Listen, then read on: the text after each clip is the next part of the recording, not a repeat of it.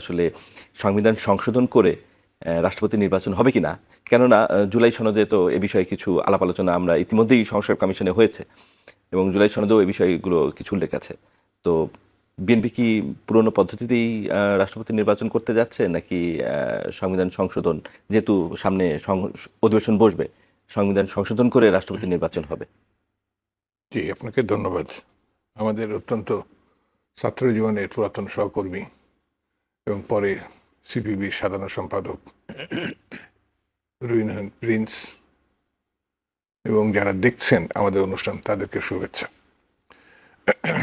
24-এর গণঅভ্যুত্থানের পর একটা নতুন পরিস্থিতি আসছে, কিন্তু রাষ্ট্রপতির পদত্যাগ এটা পুরাতন নিয়মেই হয়েছে। উনি ওনার শারীরিক অসুবিধার কথা বলে উনি তার পদ থেকে ইস্তফা দিয়েছেন এবং নিয়ম অনুযায়ী, সংবিধানের নিয়ম অনুযায়ী স্পিকার ভারপ্রাপ্ত রাষ্ট্রপতি হিসেবে দায়িত্ব গ্রহণ করেছেন। এখন যেটা আপনি প্রশ্ন করলেন যে এটি সংবিধান সংশোধনের পরে তারপরে রাষ্ট্রপতি নিয়োগ হবে না তাড়াতাড়ি করেই রাষ্ট্রপতি নিয়োগ হবে, যদি এই তাৎক্ষণিক প্রয়োজনে আমি মনে করি যদি হয়, তাহলেও আপনার 90 দিনের সুযোগ আছে, যেটা নির্বাচন কমিশন শিডিউল ঘোষণা করবেন। তারপরে নিয়ম অনুযায়ী প্রার্থী তার মনোনয়ন সাবমিট করবেন। তারপরে এটা যদি একক প্রার্থী হয় তাহলে বিনা প্রতিদ্বন্দ্বিতায় তিনি নির্বাচিত হবেন, আর না হলে এটা পার্লামেন্টে যাবে ভোটাভুটির প্রশ্নে। নিয়ম অনুযায়ী দেখা যাবে যে এখন বিএনপি যে অ্যাবসলিউট মেজরিটি আছে, তাতে বিএনপির প্রার্থী যদি ভোটাভুটি হয় তাহলেও জিতবে। তবে আমার বিবেচনায় এটা সর্বসম্মত হলে সব থেকে ভালো। রাষ্ট্রপতি তো বাংলাদেশের 1 নম্বর ব্যক্তি, রাষ্ট্রপ্রধান, আর সরকার প্রধান হিসাবে জনাব তারেক রহমান। তো সেই বিবেচনায় আমার কাছে মনে হয় এই সর্বসম্মতই উচিত। এর আগেও হয়েছে, আগামী দিনগুলোতেও সম্ভবত এটা হবে।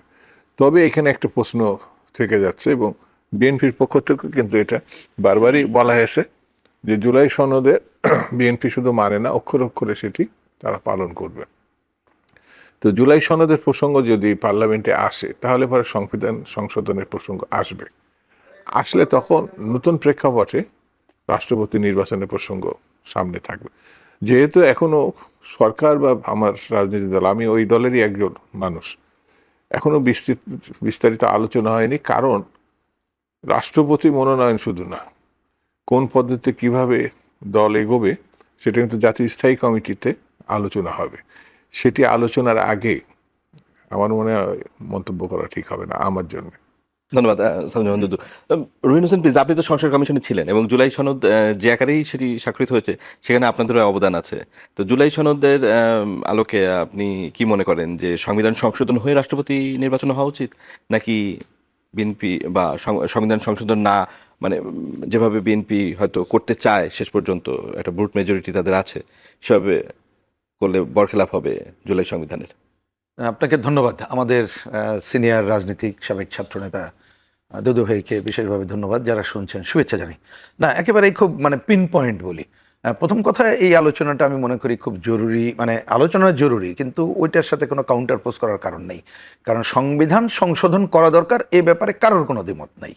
আমরা যারা জুলাই সনদে স্বাক্ষরও করি নাই, কিন্তু ওই যে আপনি বললেন যতটুকু আলোচনা অবদান রেখেছি, আমরা কিন্তু সংশোধন তো অনেক পয়েন্টে করতে হবে। এটা আমি অনেকবার বলেছি, খালি বলি, যখন এই 72-এর সংবিধান হয়েছিল ওই 4 নভেম্বর, ওই বছরই অক্টোবরে আমরা প্রেস কনফারেন্স করে তখনও কতগুলো সংশোধনের কথা বলেছিলাম। এটা নিয়মিত প্রক্রিয়া, এই গেলে এক করতে হবে। কিন্তু মনে রাখা দরকার, সংবিধান কথা বললে তো সংস্কার করা যায় না। যেমন কথা বোঝার জন্য বলে একটা কমিটি করেছে দেখলাম, সেই কমিটি, হ্যাঁ ভালো খবর, সেই কমিটি অনেকগুলো পয়েন্ট আছে, তো তাদের দেখতে হবে, আলোচনা করতে হবে, দলে আলোচনা করতে হবে, জনগণের মত কি, আইনগত পজিশনগুলো কি, এইগুলো দেখতে এটা অনেক সময় লাগবে এবং সেই সময় দেওয়াটাই খুবই কারেক্ট, যৌক্তিক। মোটেই ভুল না। সুতরাং রাষ্ট্রপতি নির্বাচনের সাথে এইটা কোনোভাবেই মানে কাউন্টার পোজ করার দরকার নাই, বরঞ্চ আমার ধারণা যথাসময় বলতে যে সময় আছে, কারণ এমনি তো সংসদ ইতিমধ্যেই যেটা দেখলাম ওনারা যেটা বলেছেন আমরাও তাতে দ্বিমত করি না, যে এমন জরুরি ঘটনা ঘটে নাই যে বিশেষ অধিবেশন ডেকেই রাষ্ট্রপতি করতে হবে, নর্মাল যে সময় আছে তাতে অনেক সময় থাকে। এটা একটা গেল। প্রসঙ্গক্রমে এবার একটু বলে রাখি, যদি আমাকে বলেন যে বিএনপি মানে যারাই আছে রাষ্ট্রপতি তারাই তো নির্বাচন করবেন, এটা তো খুবই স্বাভাবিক। তো এখন ধরেন যে ঐক্যমত্যের আলোচনা হয়েছিল, আপনি কথা তুললেন বলে আমি একটু মানে কি বলবো উৎসাহিত হয়ে জানানোর জন্য বলি, যারা উৎসাহী তাদের জন্য, যে আলোচনার সময় প্রধানত রাষ্ট্রপতির একটা আলোচনায় কম বেশি সবাই একমত, যেভাবে এখন আছে ক্ষমতার কিছুটা ভারসাম্য করা যায় কিনা। আমি ওরালি বলছি, কিন্তু মনে রাখতে হবে ক্ষমতার ভারসাম্য যখন আমি বলবো, এটা তো রাষ্ট্রপতি শাসিত পদ্ধতি না, এটা তো পার্লামেন্টের পদ্ধতি। তাহলে পার্লামেন্ট পদ্ধতি প্রধান হবে, সেক্ষেত্রে কিছু ক্ষমতা রাষ্ট্রপতির বাড়ানো যায় কিনা বিবেচনা কিন্তু সেইটুক করতে হবে। আবার চিন্তাটা করতে হবে এটা যেন কি বলে দুই পদ্ধতি না হয়, মানে দুইজনই ক্ষমতাধর, তাহলে তো এটা চলবেও না, উচিত হবে না, যেহেতু সংসদীয় পদ্ধতি। সেই বিবেচনায় ঐক্যমত্যের আলোচনায় 4টা বিষয় এসেছিল যে রাষ্ট্রপতির ক্ষেত্রে আমরা করতে পারি কিনা, বোঝার জন্য বলি। একটা হচ্ছে রাষ্ট্রপতি নির্বাচনের পদ্ধতি ছিল, একটা ছিল হচ্ছে রাষ্ট্রপতির দায়িত্ব কর্তব্য, একটা ছিল রাষ্ট্রপতির অভিশংসন যে প্রক্রিয়া সেটাই, আর একটা ছিল ক্ষমা প্রার্থনা, রাষ্ট্রপতি ক্ষমা। এই 4টা পয়েন্ট, সময় থাকলে আমি তো আরো পরে বলবো। এই 4টা পয়েন্টের ক্ষেত্রে মনে রেখেন আমরা তো সবাই একমত হয় নাই, মানে আমি সবাই বলতে বিএনপি সহ সবাই বলছি, আমি কোনো আমার দল বলছি না। তাহলে যখন একমত হয়নি, আপনি এখন যে সংবিধান সংশোধনের কথা বলছেন, বিএনপির কাছ থেকে কতটুকু আমি প্রত্যাশা করব? যারা জুলাই সনদ বলে আমি তাদের উদ্দেশ্যে বলছি, বিএনপি যতটুকুতে একমত হয়েছিল তার চেয়ে বেশি তো আমি প্রত্যাশা করবো না। কিন্তু যতটুকু একমত হয়েছিল ততটুকু তো সেটা প্রত্যাশা বিএনপির করবে। দায়িত্ব, অফকোর্স। এখন তো এতটুকু তো হয়েছিল যে উচ্চ কক্ষ এবং নিম্ন কক্ষ না সেটা আসি, দু কক্ষের মানে গোপন ভোটেই রাষ্ট্রপতি নির্বাচিত হবেন। ঠিক আছে, ওটার উত্তর আমি দিচ্ছি। ওটার থেকে আমাকে যদি ব্যক্তিগতভাবে বলেন, যে পয়েন্টে সবাই একমত হয়েছিল যে ক্ষমা প্রদর্শন যখন করে কাউকে, ওই জায়গাটা আমরা কি করব, প্রধানত ওইটাই ঐক্যমত ছিল। অন্য পয়েন্ট যেমন ধরেন আমরা তো ভাই ওই পয়েন্টে তো একমতই না, বাংলাদেশ এখন উচ্চকক্ষ করার প্রয়োজন মনে করছে না, এবং উচ্চকক্ষ কিন্তু যদি এরা করেও, এটা বিএনপির বক্তব্য আছে, এটা অনেক সময় লাগবে, এত সহজ না। এবং উচ্চকক্ষের ব্যাপারেও কিন্তু সবাই একমত ছিল না, যারা উচ্চকক্ষ চায় কিভাবে এটা হবে সে ব্যাপারে কিন্তু নানা মত ছিল। সুতরাং জিনিসটা আমি বলছি তো সহজ না জিনিসটা। এবার আমার এই পয়েন্টের শেষ বক্তব্য, তাহলে এই যে 4টা বিষয় ছিল তার মধ্যে আমি বিএনপির কাছে ওইটুক প্রত্যাশা করার ন্যায্য হবে, কারণ আমি যেটা চেয়েছিলাম আমি তো সেটা এই সময় আশা করতে পারি না। আমি হয়তো সেটা যে লড়াই করতে পারি, অন্যরা লড়াই করতে পারে, লড়াই মিনস আমি বলছি জনমত সংগ্রহের লড়াই মিনস আমি এটা মিন করতে চাই জনসমর্থন। বিএনপি যে পয়েন্টে একমত হয়েছিল আমার বিবেচনায় রাষ্ট্রপতি নির্বাচনের সময় ওইটুক তারা মনে রাখতে পারে। ক্লিয়ার করতে পারলাম কিনা? মানে ধরেন XYZ কে ওনারা করবেন, তো ওনারা এখন যে পদ আছে ওইটুকুই, ওইটার ভিত্তিতেই যাকে রাষ্ট্রপতিকে উনি, নাকি ওনারা যদি সংবিধান আরও যখনই করুক সেই সংশোধনের পরে তার যে দায়িত্ব ক্ষমতা একটু যদি বাড়ে, আমি যদি শব্দটা ইউজ করলাম, কারণ কি হবে তো জানি না, কারণ তো সংবিধান খালি ওই এক পয়েন্ট, অনেক সংশোধনের সাথে জড়িত, এবং তারপরে এটাকে মতামত নেওয়ার ব্যাপার আছে। এমনকি পয়েন্ট এরকমও আছে, ধরেন কোনো পয়েন্টে সংশোধনের ব্যাপারে যদি রাষ্ট্রপতির কাছে যখন যাবে, তখন তিনি যদি মনে করেন এটা গণভোটে দেবেন, গণভোটের বিধান কিন্তু ফিরে আসছে, তখন কিন্তু আবার গণভোট করতে হবে। তার মানে জিনিসটা এটা মুখে বলে দিলাম, বা কেউ আজকে রাজপথে বক্তৃতা করলাম কালকে এটা করো, ওইটা হয় না কোনোদিনও। সংবিধানের মতো জিনিস এত সহজে না। তা আমার প্রত্যাশা এইটুকুই থাকবে যে দ্রুততর সময় বলতে যে সময় আছে তারা এটা ইলেক্ট করুক, এবং আমি নিশ্চয়ই এটা আশা করব যে তারা সংবিধান সংশোধনের মধ্যে রাষ্ট্রপতির ক্ষমতার ভারসাম্য যতটুকু তারা করতে চায়, আমি বলছি সেইটা বিবেচনা করে তারা নিশ্চয়ই, আমার ধারণা, ওই ধরনের ব্যক্তিকে রাষ্ট্রপতি তারা এটা মানে কি বলবো যে নির্বাচিত করবেন। আর আমাকে যদি বলেন আমরা হয়তো দলীয় মতামত না চাইলে তো দেবো না, আমার ব্যক্তিগত মত আগেও বলেছি, এই জন্য বলে দিতে পারি। আমার ব্যক্তিগত মত হচ্ছে, অনেক অভিজ্ঞতা তো হলো, আমরা যে যত কথা বলি না কেন এখন পর্যন্ত অনেক আমরা স্ট্যান্ডার্ড জায়গায় যেতে পারিনি। তা আমি ন্যূনতম চাইবো, হ্যাঁ বিএনপি তার দলীয় লোককেই হয়তো করবে, মানে কিন্তু দল ছেড়ে আসবেন, একটা সম্মানিত লোককে করা উচিত। ন্যূনতম তিনি মুক্তিযুদ্ধের পক্ষে যার অবস্থান, তিনি ব্যক্তি হিসাবে একটা অসাম্প্রদায়িক মানুষ, এবং যিনি একটা রাষ্ট্রের অভিভাবক বলতে বাংলাদেশ নামক রাষ্ট্র। আচ্ছা, এইরকম অভিভাবকত্ব করার মতো এটা অনেক লোকই আছে, নাই তা না, সেরকম বললেন যে যেহেতু আলোচনা হচ্ছে এখনই প্রশ্নটা তুলে রাখি, সেটা হচ্ছে সাবেক রাষ্ট্রপতির একটা সমালোচনা আছে যে যখন জুলাই গণঅভ্যুত্থানে পাখির মতো গুলি করে মানুষ মারা ছিল তখন তিনি ছিলেন নিশ্চুপ।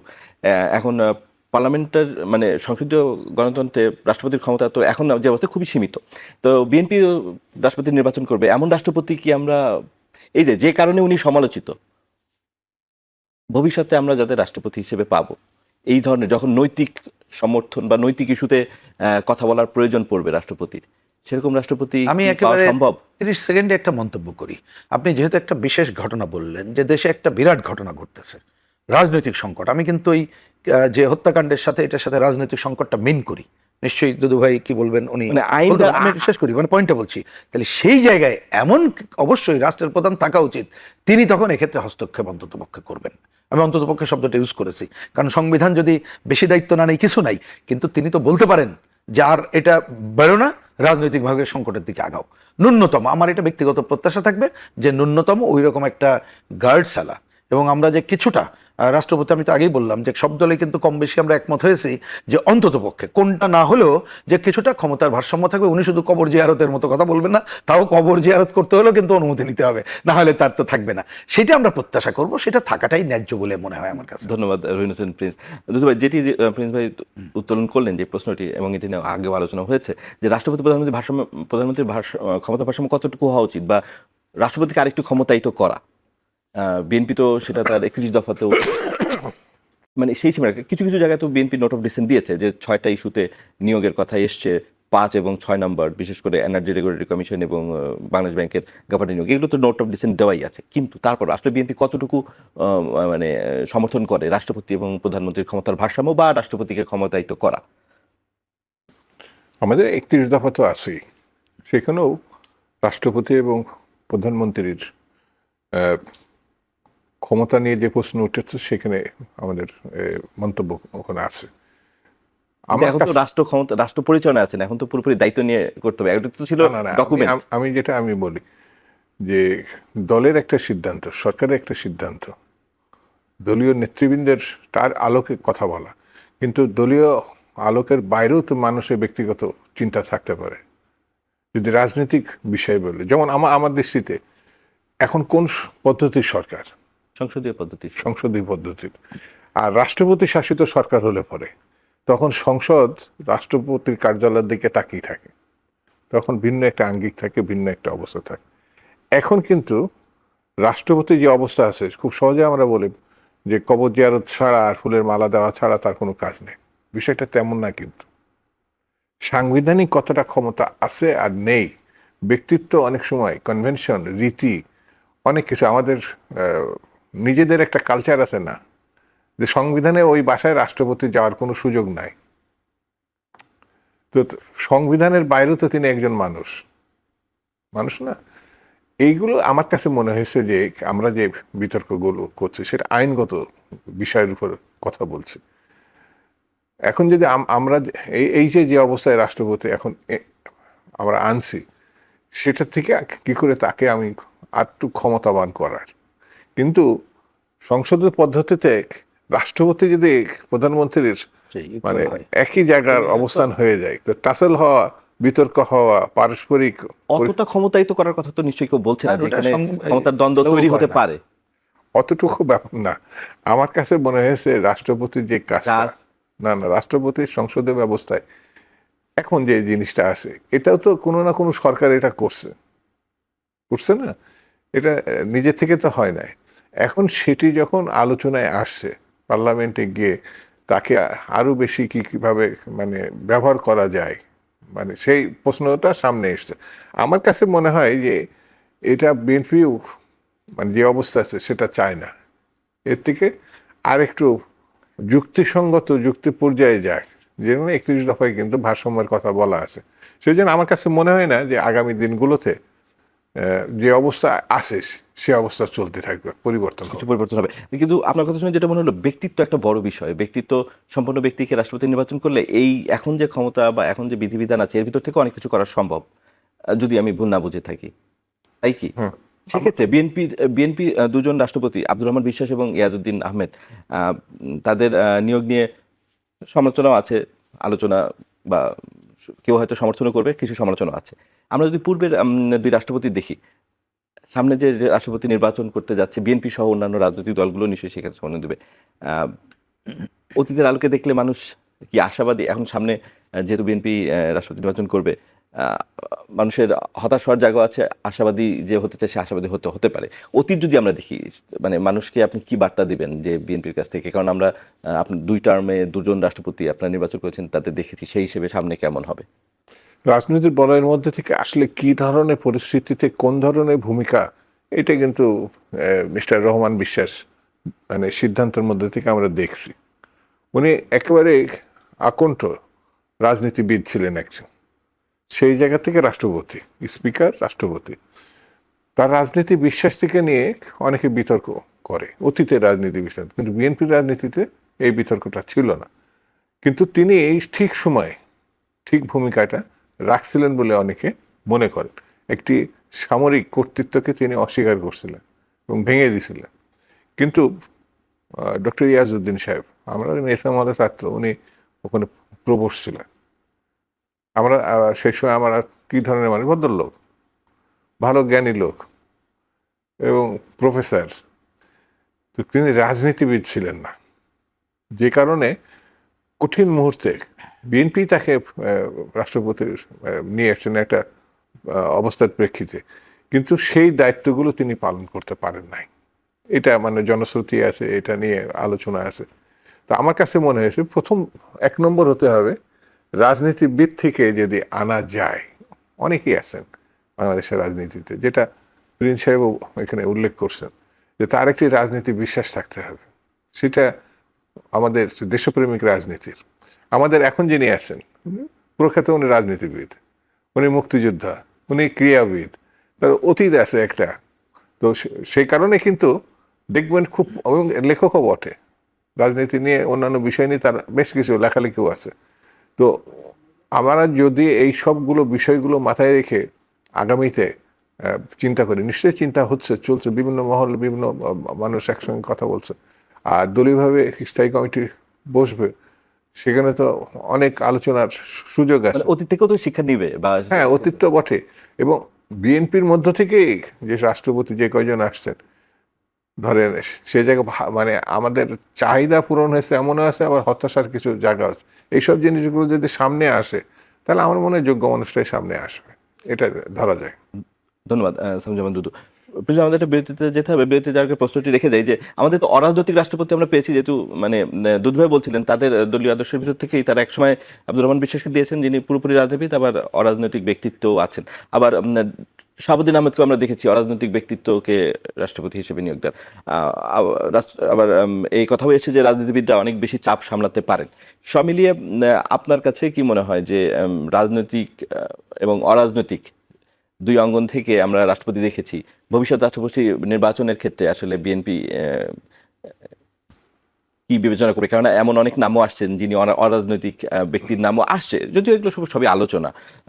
তো আপনার কি মনে হয় যে রাজনৈতিক নেতৃত্বই বেশি মানে যৌক্তিক হবে রাষ্ট্রপতি নির্বাচন করার জন্য? এবং পাশাপাশি একটু উল্লেখ করতে চাই যে রাজনৈতিক ব্যক্তিত্ব থেকেও কিন্তু আওয়ামী লীগ নির্বাচন করে, মানে রাষ্ট্রপতি করেছিল, আমরা দেখেছি তার কাছ থেকে এই লঘু হাস্যরস এবং হালকা কিছু কথাবার্তা ছাড়া তেমন কিছু আমরা ওইভাবে ভূমিকা রাখতে দেখিনি। যখন দিনের ভোট রাতে হয়েছে তখন আমরা ভূমিকা পাইনি। তো আপনি কি মনে করেন আসলে? আচ্ছা, এটা আমি এখন যেটা বলবো এটা একান্ত আমার ব্যক্তিগত মত, কারণ এটা দলীয় মত হিসেবে ধরা ঠিক হবে না, কারণ দল আমরা যেহেতু আলোচনা করি না, এবং এটা মতামত না চাইলে আমরা এর মধ্যে ঢুকবো না দলগতভাবে, সেটা বলি। এবার আমি আসি যে ঠিক যে সময় কথা বলছি এই প্রেক্ষাপট বিবেচনা করা দরকার, কারণ এটা তো সবাই আমরা জানি, একটা স্থান কাল পাত্র, এটা একটা সাধারণ কথা, এই একটা। এবার খেয়াল রাখেন যে আমাদের দেশের উপরে নানাভাবে ভূ রাজনৈতিক এবং নানা কারণ অনেকদিন ধরে শেওয়ানি ইব্রাহিমের সময় থেকে একটা বিরাজনীতিকরণের ধারা চালু করতে চায়, এবং অনেক সময় এমন এমন মানুষকে নিয়ে আসতে চায় সে যাতে রাজনীতির বাইরে অন্য ক্রীড়ানকের ভূমিকা পালন করে, সেরকম একটা পর্যায়ে কিন্তু আমাদের দেশ একটা অবস্থান করছে। এটা একটা দিক। আরেকটা দিক হচ্ছে এখন যে জায়গায় আমরা আছি তাতে কিন্তু আমাদের সংসদের ভেতরে এবং বাইরেও অনেক এমন অপশক্তি আছে যারা কিন্তু যে কোনো সময় আমাদেরকে অভ্যন্তরীণ সংকটে ফেলতে পারে, দেশি বিদেশি কুচক্রীদেরকে সাথে নিয়ে। সেই রকম একটা পরিস্থিতিতে আমার ব্যক্তিগত বিবেচনা হচ্ছে অবশ্যই রাজনৈতিক সচেতন মানুষকে নির্বাচিত করা দরকার বলে আমি মনে করি। আর এটা তো আমরা জানি যিনি এটা হবেন, ধরুন যাকে করলেন তিনি ওই দল করলে উনি তার দায়িত্ব তো ছেড়ে আসে করবেন। এই জন্য আমার ব্যক্তিগত মত এই ধরনের মানুষকে এখনও করা দরকার।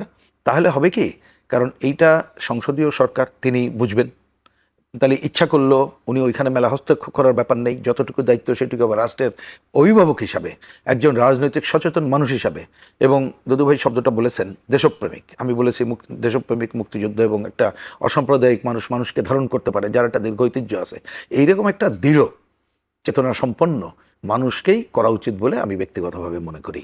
অবশ্যই এটা রাজনৈতিক, অরাজনৈতিক যে আলোচনাগুলো এখন আসছে এইটা আপনি খেয়াল করবেন, আমি জানি না, কিন্তু প্রসঙ্গগুলো আমি কারোর কি বলবো, এখানে কোনো ব্যক্তি নিয়ে আমার কোনো কোশ্চেন নাই, কোনো ব্যক্তির সব সম্পর্কে আমরা জানি না, কিন্তু এই আলোচনা মাঠে কেন, এটাই তো আমার কাছে একটা প্রশ্ন। এটা কি অনেকে প্রভোগ করছে?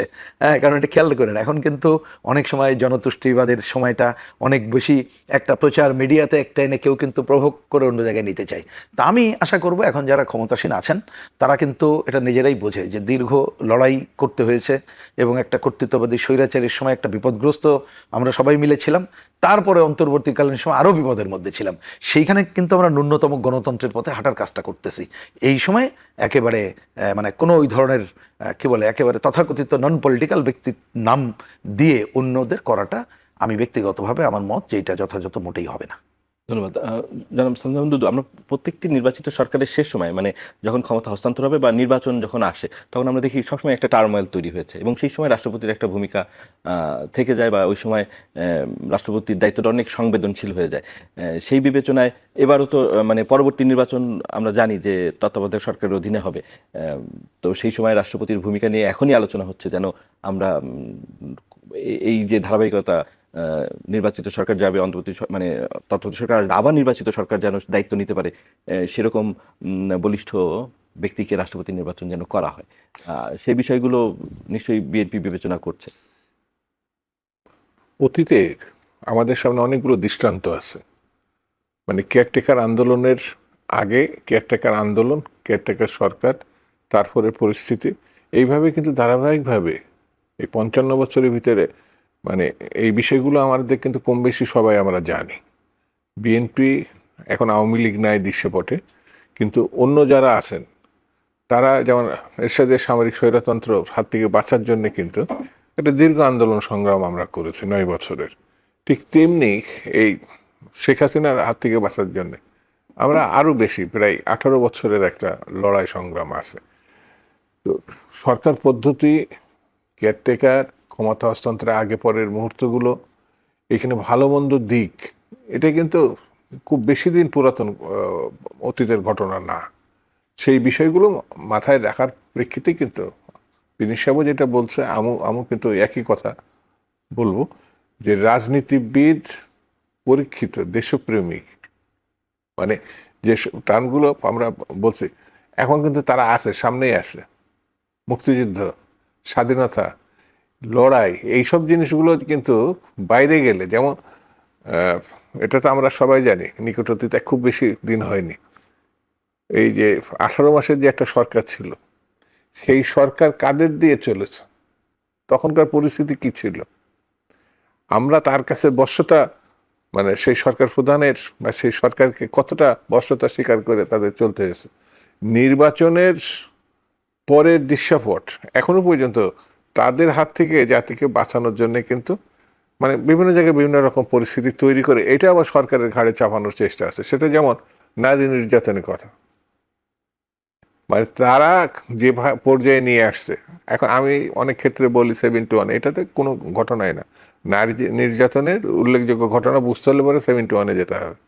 তো এইসব বিষয়গুলো আমি সামনে এনে যদি আপনি ওই রকমভাবে একজন রাষ্ট্রপতি, আমরা মানে আমার ব্যক্তিগত মতামত, এবং বিএনপি নিশ্চয়ই এই দিকে যাবেন, পরীক্ষিত, দেশপ্রেমিক, মুক্তিযুদ্ধের একজন মানে কি বলবো দর্শন পরীক্ষিত ব্যক্তি যদি সামনে আমরা আনতে পারি, এবং বিএনপি ভিতরে যে আলোচনাগুলো আছে, হতাশ হওয়ার কিছু নেই।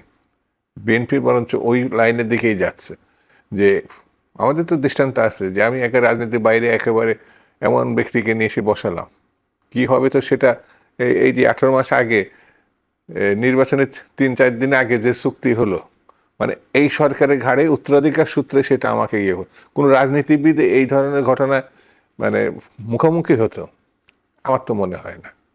আমি ওটা করে নিয়ে আরেকজনের ঘাড়ের উপর চাপিয়ে দিয়ে আমি চলে গেলাম। তো এইসব জিনিসগুলো যদি সামনে এনে আমি সিদ্ধান্ত নিতে চাই, মানে এখন এটা খুবই গুরুত্বপূর্ণ একটা ইস্যু রাষ্ট্রপতি। হ্যাঁ, আমাদের সময় আছে যেমন, আবার ভুল হলে পরে এর মাসুল আমাদেরকেই দিতে হবে, জাতিকে দিতে হবে, আমার দলকে দিতে হবে, আমার সরকারকে দিতে হবে। কারণ আমাদের সরকার যেটা এখন আছে, এরা এবং অন্য যারা লড়াইটা করছে 18 বছর ধরে, এটা কম সময়ের জন্য না তো, কত ভয়ঙ্কর পরিস্থিতি মুখোমুখি হয়েছিল। সেই জন্য এখন যে সুযোগটা আছে, আমার মনে হয় ভালো কিছুর আমরা যেটা প্রত্যাশা করছি সেটাই বোধহয় অপেক্ষা করছে। ধন্যবাদ। সাবেক রাষ্ট্রপতির বিচারের ইস্যুটি এসছে, কিন্তু এটাও গণমাধ্যমে এসছে যে সেফ এক্সিটের বিনিময়ে তিনি আসলে পদত্যাগ করলেন। আপনার কি মনে হয় যে সাবেক রাষ্ট্রপতির যে আলোচনা হচ্ছে তার বিচারের, তার অতীত কর্মকাণ্ড, বিশেষ করে এস আলমের সাথে সংশ্লিষ্টতা বা দুদকের কমিশনার থাকাকালীন তিনি যে যাদের ক্লিন চিট দিয়েছেন, সেই বিচারগুলোর ব্যাপারে সরকার আন্তরিক? আচ্ছা, আমি ওই কথা যাওয়ার আগে একটু যদি সময় দেন, আমি আগেরটার রাষ্ট্রপতির ধারাবাহিকতা একটা পয়েন্টটা বলে রাখি আর কি, কারণ আলোচনাটা আমার বিবেচনা ভালো হচ্ছে, কংক্রিট হচ্ছে। সেটা হচ্ছে ওই যে একটা আলোচনা আসছে যে যাকে নির্বাচিত করা হলো, নির্বাচনের সময়ের পজিশনগুলো, নির্বাচনের সময়টা খেয়াল রাখেন, আমি আজকে আলোচনা করছি না, পারলে এটা নিয়ে একটু আলোচনা করেন পরে, যে তত্ত্বাবধায়ক সরকার তো সংবিধানে ফিরে আসলো, তাই তো? কিন্তু এটা মনে রাখবেন, একটা বড় সমস্যা কিন্তু রয়ে গেছে। এটা সংবিধানে কিভাবে সংশোধনের মধ্য দিয়ে আসবে, অবিকল আগেরটা আসবে না নতুন কিছু করতে হবে, এটা আলোচনা করা দরকার। আমি সে নিয়ে এখন আলোচনা করলাম না, কিন্তু একটা বড় সংকট রয়ে গেছে যে পার্লামেন্ট থাকবে কি থাকবে না। এটা আগের সরকার কিন্তু করেছিল, বুঝছেন? তার মানে 300 জন বহল তবিয়তে আবার ভোট হবে, তাহলে সেই জায়গাগুলো তো সংকট আছে। হ্যাঁ, অবশ্যই। এক, 2 নম্বর হচ্ছে আগেরটা ধারাবাহিকতা রাখতে গেলে ওই যে এখানে ডক্টর ইয়াজউদ্দিন সাহেবের কথা বললেন, ওই ধারাবাহিকতায় যেভাবে ছিল এটার পরে সেইটাও আমাদের কতগুলো অভিজ্ঞতা আছে। তা এখন আমি বলছি যে সেইটা পুরো আমাদের এই যে তত্ত্বাবধায়ক সরকার, ওইখানে কিভাবে আমরা ডিল করব, সরকার কিভাবে ডিল করবে, তার উপরে ওই সময় রাষ্ট্রপতি যিনি থাকেন, অনেক সময় কথা হয় তার হস্তক্ষেপের প্রশ্নটা আসে বলে বোধহয় আলোচনা হচ্ছে, ওইটা করতে পারবেন কি পারবেন না তার উপরে নির্ভর করবে। সুতরাং টোটালিটিতে বিবেচনা করলে আমি মনে করি আগে থেকে, সুতরাং রাষ্ট্রপতিকে ওইখানে একটা নেগেটিভ কোশ্চেন বোধ করে বিবেচনা করার কোনো প্রয়োজন আছে বলে মনে করি না। এখনকার বাস্তবতায় একজন দৃঢ় মানুষ, দেশপ্রেমিক, মুক্তিযুদ্ধের পক্ষে, আর আমার বয়ানে বললাম যে একটা অসাম্প্রদায়িক চিন্তার মানুষই থাকবে বলে মনে করি। আর ওইটা যেটা বললেন, আমার কথা পরিষ্কার, সেটা হচ্ছে যে যে ভদ্রলোকটি নিয়ে কথা হচ্ছে তার অতীত তো আমরা জানি সবাই, না জানার কিছু নাই। তিনি দীর্ঘ দলের অতীত, তারপর অন্য জায়গায় যেখানে দায়িত্ব পালন করেছে সেটা বহুবিধ কোশ্চেন রয়েছে। তো তারপরে তিনি যে সময় দায়িত্ব পালন করেছেন একটা সাংবিধানিক ধারাবাহিকতা রক্ষার বিষয় ছিল, সে ব্যাপারে তিনি করেছেন, এটা নিয়ে তো আনকোশ্চেন। বরঞ্চ তিনি অনেক কিছু করতে পারলে সংকটেও ফেলতে পারতেন, করে নাই। তা আমি মনে করি এটা আইনের উপরে ছেড়ে দেওয়া দরকার। কারণ এখন যেটা আছে, আমরা আইনের ওই যে 150 এখন বহুল আলোচিত, তাতে যেটা আছে সেই ধারা, কিন্তু অতীত দিনে যে কাজগুলো আছে সেইটাকে যদি আমলে নেওয়ার মতো কিছু থাকে, নিশ্চয়ই সেটা আইন তার গতিতে চলবে বলে মনে করি। লাস্ট পয়েন্ট, সরকারের কথা বললেন। আমার বিবেচনায় সরকার কি করবে সে জানে, বা তার সাথে কোনো কথা হয়েছে কিনা এটা তো আমরা জানি না। কিন্তু আমাকে যদি বলেন, একটা মনে রাখতে হবে, আমরা এখন কিন্তু ওই যে ন্যূনতম গণতন্ত্রের পথে যাত্রার কাজটা করছি। এই শব্দটা আমি অনেকবার বলি, অনেকে বলে আপনি ন্যূনতম শব্দ, যে হ্যাঁ এখন ন্যূনতমই রাখার পক্ষে, কারণ আস্তে আরও ভালো দিকে যাই। তা সেই জায়গায় কিন্তু অনেক ঘটনা ঘটে, এইটা আপনি আমি মানি না মানি, আমরা কত বেশি জটিলতা কমাতে পারি, কিন্তু কোনো অনৈতিকতায় প্রশ্রয় দেব না, ও ব্যাপারে দৃঢ় থাকবো।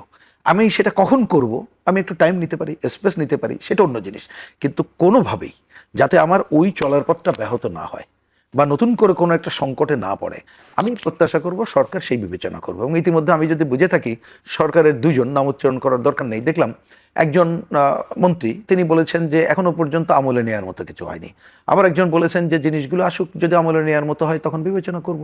আমি মনে করি এটা আইনের পদ্ধতিতে চলুক, সে তাদের উপরেই আমাদের ছেড়ে দেওয়া দরকার বলে মনে করি। এবং আমার ধারণা যে এই বর্তমান সরকার বিশেষ করে তারা সাংবিধানিক ধারাবাহিকতা রক্ষার ক্ষেত্রে যে দায়িত্বটুক পালন করছেন, আমি করছেন শব্দটা খুব দায়িত্ব নেই বলতেছি, এখনো পর্যন্ত করে চলেছেন, যার জন্য দেখবেন সংবিধান নিয়ে এত কথা, কিন্তু তারা বলছে আমরা সংশোধনের কমিটি করলাম, খুবই কারেক্টলি অ্যাড্রেস করছেন।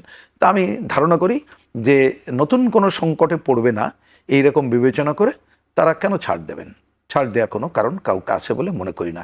কিন্তু নিশ্চয়ই কতগুলো কৌশলী আচরণ করবেন যাতে করে কেউ আমাদেরকে সংকটে না ফেলতে পারে। ধন্যবাদ।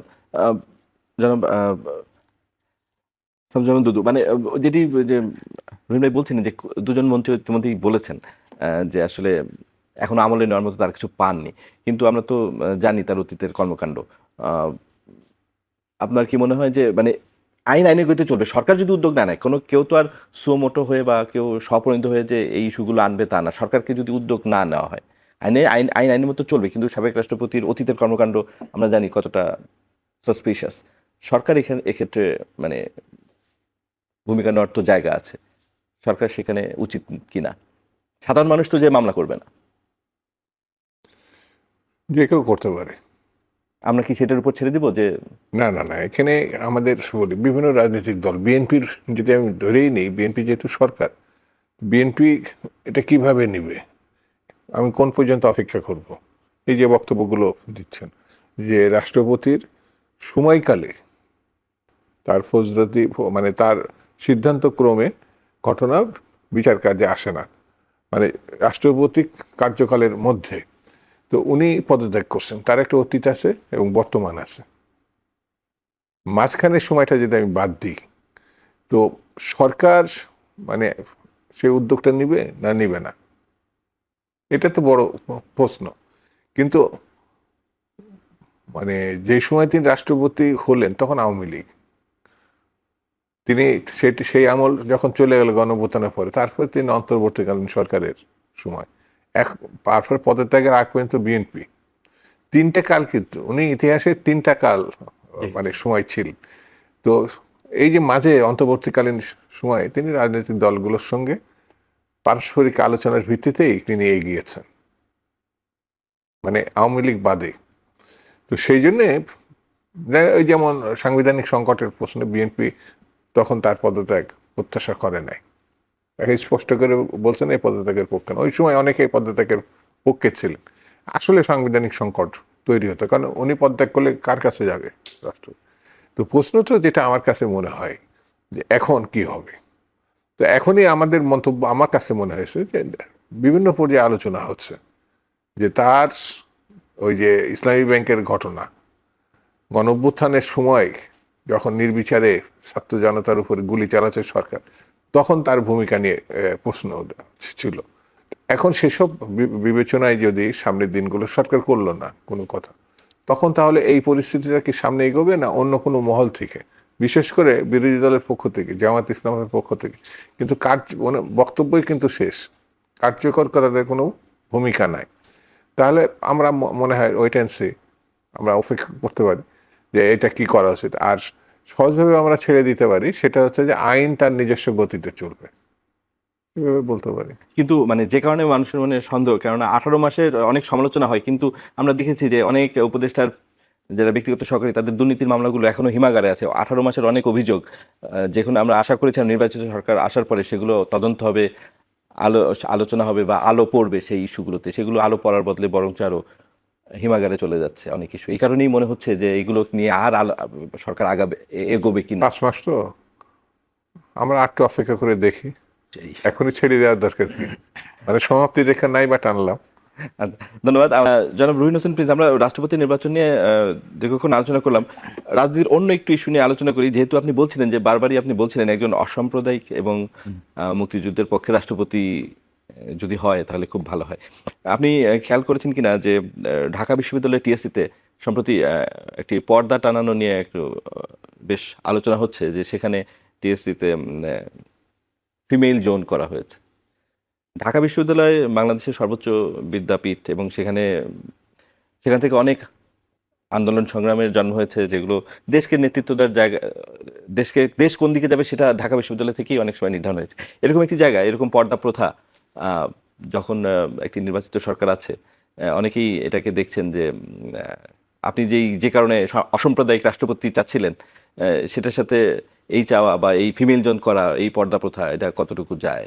দেখেন সেটা কিভাবে দেখেন? একেবারে ব্যক্তি স্বাধীনতার জায়গা থেকে, নাকি এখান থেকে অনেকে যেটা দেখতে চান আপনি যখন কথাটা বলছিলেন তখন খুব সত্যি কথা বলতে কি যে খুব স্বাচ্ছন্দ্য বোধ করছিলেন। এখানে দুদু ভাই আছেন সিনিয়র, ঢাকা বিশ্ববিদ্যালয়ের সেই কি বলবো যে উত্তাল মুহূর্তগুলোতে উনি তো আমারও সিনিয়র, সে যেভাবে আমরা করেছিলাম সংগ্রাম, আমি সেই সংগ্রামের অন্য একটা পার্ট বলি।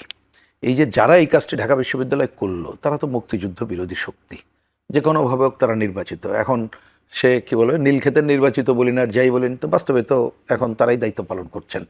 কিন্তু এটা নিশ্চয়ই অনেকে হিস্ট্রি জানেন না, সিনিয়রদের কাছ থেকে ওনাদের কাছে শোনা দরকার।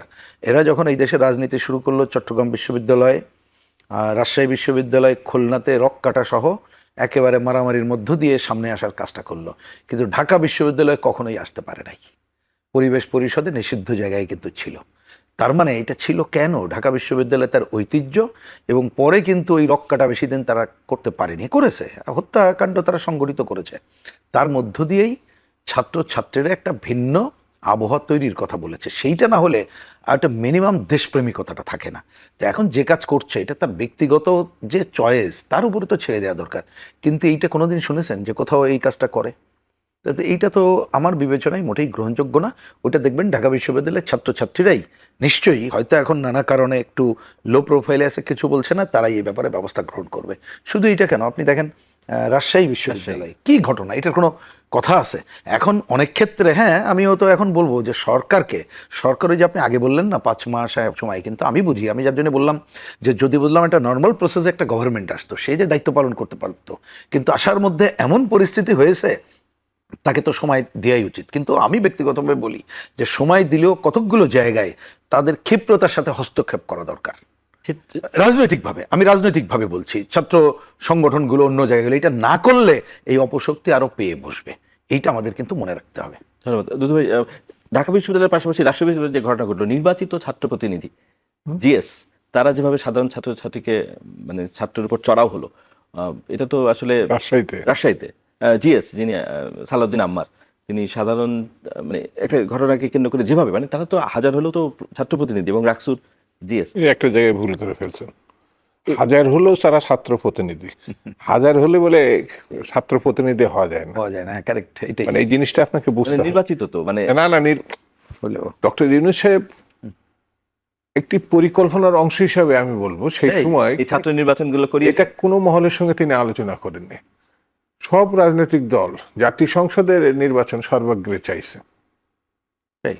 তিনি কিন্তু এটা নিজের থেকে তার প্রকল্প ছিল যে নির্বাচন বিশ্ববিদ্যালয়গুলোতে যে নির্বাচন প্রকল্প, এটা তিনি ব্যাখ্যা করলে আরো ভালো। তবে আমাদের দৃষ্টান্ত আছে 90-এর গণঅভ্যুত্থানের পর, আমরা তখন এই গণঅভ্যুত্থানের ভূমিকা পালন করছি, তারা পালন করছে, আমাদের এখন একটা বয়সের জায়গায় আছে। তো ওই গণঅভ্যুত্থানের পরে লক্ষণীয় বিষয়, শাহাবুদ্দিন সাহেব, তার কথা কিছুক্ষণ আগে আসলো না, জাস্টিস শাহাবুদ্দিন সাহেব 90 দিনের ভিতর নির্বাচন করে তিনি চলে গেছিলেন তার জায়গায়, এবং তিনি শর্তাধীনে আসছিলেন যে আমি আমার কাজ শেষ করে কিন্তু আমি তার যে প্রফেশন চিফ জাস্টিস সেখানে যাবেন। এটি রাজনৈতিক দল এবং অন্যরা মেনে নিছিল বলে তিনি কিন্তু ওই দায়িত্ব পালন করছেন।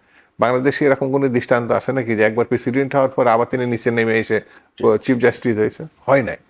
তো এই জায়গাটা কেন আমি উল্লেখ করছি, ডক্টর ইউনূস সাহেব 3 মাসে যেটা পারতেন সেটা 18 মাসে নিয়ে গেছিলেন। তার উদ্দেশ্যটা কি?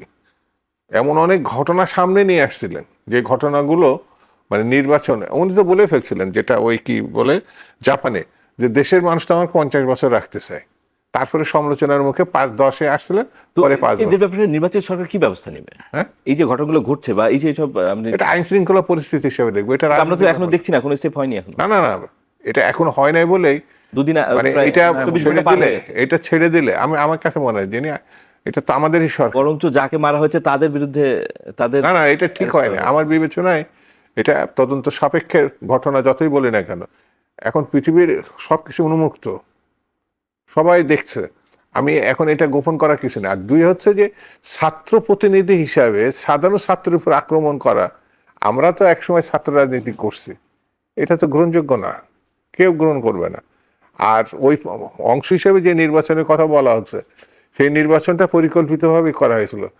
তারা আসার পর যেসব ঘটনাগুলো মুখোমুখি আমরা দেখছি, একটা বিশেষ গোষ্ঠী এটা অস্থিরতার ভুগছে যে আগামী দিনে যদি ভালো একটা নির্বাচন হয় হয়তো থাকতে পারবো না, এইরকম একটা অস্থিরতা। আমাদের সময় কম, কিন্তু আরেকটা প্রশ্ন আপনাকে করার মানে করতেই হচ্ছে, সেটা হচ্ছে যে হবিগঞ্জে আজকে একটি ঘটনা ঘটেছে, এনসিপি নেতৃবৃন্দের উপর হামলা হয়েছে এবং গণমাধ্যমে এসে ছাত্র দলের নেতাকর্মীরা এই কাজটি করেছে। এটা আমার কাছে মনে হয় না যে এই কথা হচ্ছে যেটা সংগঠনকে আমরা অতীতেও কখনো নিয়ন্ত্রণে দেখিনি, এবারও কি তাই হবে? এটা ছাত্র নামধারী বলবো আমি, যারা এই ঘটনাগুলো ঘটাইছে এরা ছাত্র নামধারী।